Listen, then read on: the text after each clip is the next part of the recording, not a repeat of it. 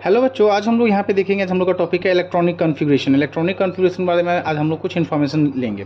ठीक है, तो पहले हम लोग चलते हैं यहाँ पे एटम पे। ये हम लोग का क्या हो गया, ये हम लोग का ये एटम है। एटम क्या होता है कि स्मॉलेस्ट यूनिट ऑफ समथिंग, मतलब एनीथिंग जो सबसे छोटी इकाई जो होती है किसी भी ऑब्जेक्ट एलिमेंट की, वो हमारा एटम कहलाता है।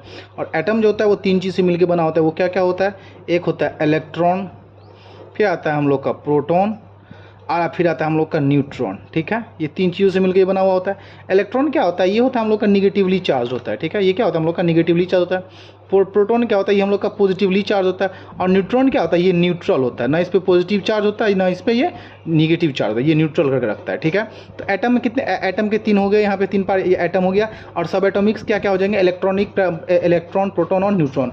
सब एटॉमिक पार्टिकल्स कहलाएगा एटम का इलेक्ट्रॉन, प्रोटॉन एंड न्यूट्रॉन। फिर आगे बढ़ते हैं, तब इसी में आता है कि हम लोग को यहाँ पे आता है एक फॉर्मूला आता है ऑक्टेट रूल। ठीक है, ऑक्टेट रूल या फिर इसको रूल ऑफ 8 भी कह सकते हैं। ठीक है, जिसमें क्या होता है कि इसका फॉर्मूला क्या काम करता है, 2n स्क्वायर पे काम करता है। ठीक है, ये काम करता है 2n स्क्वायर पे। इसमें क्या होता है कि अगर कोई भी, जैसे कि हम लोग को अगर यहाँ पे n का n रिप्रेजेंट करता है यहाँ पे ऑर्बिटल को। ठीक है, यहाँ पे n जो होता है ऑर्बिटल को रिप्रेजेंट करता है। तो ऑर्बिटल क्या होता है कि ये रीजन होता है, region where electron is found. ठीक है, ये ऑर्बिटल हमारा क्या हो जाएगा कि region where electron is found.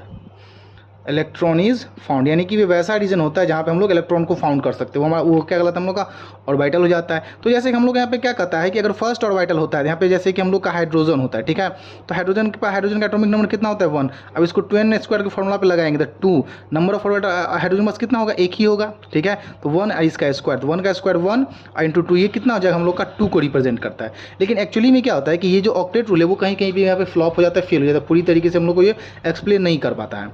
तो यहाँ पे एक्चुअली क्या हो जाएगा, हाइड्रोजन के पास कितने मतलब एटम है उसके पास, तो एक ही है। हाइड्रोजन के पास कितना, एक ही है। ठीक है, फिर आता है ये, यानी कि ये फर्स्ट ऑर्बिटल में ही रहे क्योंकि इसके पास सिर्फ एक ही है। फिर जाते हैं सेकंड ऑर्बिटल, हीलियम के पास हम लोग जाते हैं। ठीक है, तब हीलियम के ये फॉर्मूला कहाँ पे लगाएंगे, जहाँ जैसे जैसे इलेक्ट्रॉन्स इंक्रीज होता जाएगा। तो 2n स्क्वायर फिर इसको लगाते हैं। तो हीलियम के पास हीलियम का एटॉमिक नंबर कितना हो गया, 2 हो गया। अब इसको भी हम 2n स्क्वायर पर अगर लगाते हैं तो ये यहाँ पे भी नहीं, क्योंकि ये इसके पास भी कितने ऑर्बिटल्स रहेंगे, फर्स्ट ऑर्बिटल में ही चला, क्योंकि इसका जो जैसे देखिए ये फर्स्ट ऑर्बिटल माने, तो ये फर्स्ट ऑर्बिटल में कितने इलेक्ट्रॉन्स रहेंगे, यहाँ पे कम से कम 2 चाहिए। ठीक है, फिर जैसे हम लोग जाएंगे सेकंड, यहाँ पे सॉरी फर्स्ट में हो जाएगा हम लोग का कितना, हाँ 2, कम से कम 2 इलेक्ट्रॉन हम लोग को चाहिए। फिर सेकंड ऑर्बिटल में हम लोग जाएंगे तो अगर सेकंड ऑर्बिटल के यहाँ पे n के जगह पे 2 स्क्वायर का 2 2 जा 4 और 4 2 जा 8, यानी कि सेकंड ऑर्बिटल में जाएंगे तो वहाँ पे कितने इलेक्ट्रॉन्स हम लोग को देखने को मिलेंगे, 8 देखने को मिलेंगे। ठीक है, तो ठीक है बच्चों, हम लोग मिलते हैं नेक्स्ट वीडियो में। आई होप आप लोग इसको समझ गए होंगे, और समझ में आ गया अच्छे से हो गया। तो please like, comment and share और also follow my channel. Thank you.